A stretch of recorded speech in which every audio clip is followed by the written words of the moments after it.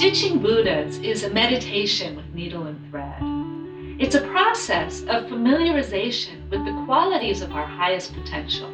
The spiritual practices these images support are exercises of stepping into the character of enlightenment, of habituating ourselves with its qualities until ultimately we recognize those qualities as our own. Thangkas are guides for these practices. Most thangkas are painted, but the kind I make is part of a long and much rarer tradition of textile thangkas. Beginning with embroidery and tapestry, the tradition evolved into piecing and applique in Tibet around the 14th or 15th century. These fabric thangkas have always been considered especially precious, both because of the valuable silk and gold materials they're made of, and because of the extraordinary amount of time it takes to complete them. It takes me several months to make just one small thangka. All thangkas, no matter how they're made, are supports for the process of self-transformation. And they can serve as inspiration for anyone who aspires to grow their heart and mind, especially for someone who feels a connection with the Buddha's teachings and wants a visual reminder of their highest aspirations in their living space. I especially love working on commission because it gives me a clear focus for the positive energy of my work. I talk with patrons about the qualities that they want to evoke and encourage in their lives, and then we use that insight to select a divine form that best embodies those qualities for them.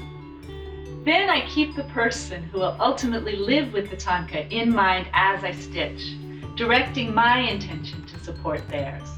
The type of thangka I make is often called applique, and Tibetans themselves have come to use that word when speaking English. But technically, it's not really applique because there's no backing cloth to which pieces are applied. There's no single ground on which everything rests.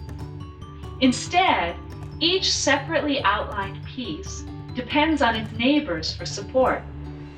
It's a patchwork of interlocking, overlapping pieces of silk held together by their connections, just as we are.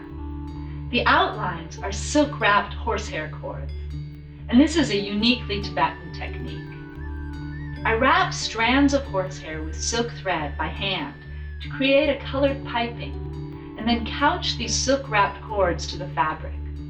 I learned this art in Dharamsala, India, a place where I felt deeply at home. Working as an economic development volunteer there while studying Buddhism, I went to visit Tibetan handicraft centers.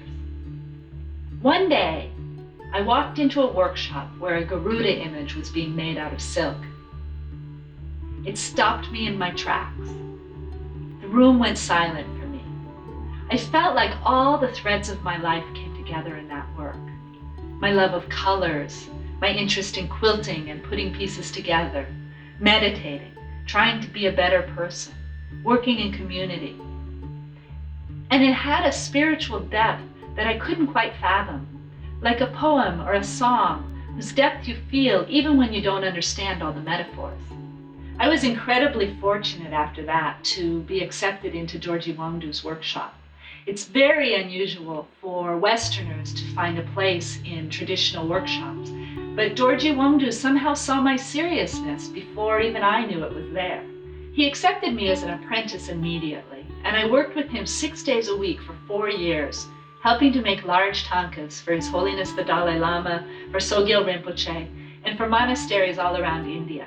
After I finished my apprenticeship, His Holiness the Dalai Lama suggested that I use these traditional techniques in service of what inspires people in my culture, even if that's not specifically Buddhist. One of the literal roots of the Tibetan word for meditate is to familiarize or habituate. Stitching a thangka, for me, is a profound process of familiarization with the qualities of enlightened mind and with the imagery that many enlightened masters have used to realize it. This is imagery that embodies my deepest aspirations to be awake, loving, compassionate, and fully alive in this moment. In a sense, every stitch I make is a step along that path and an offering of the best I have to give in that moment.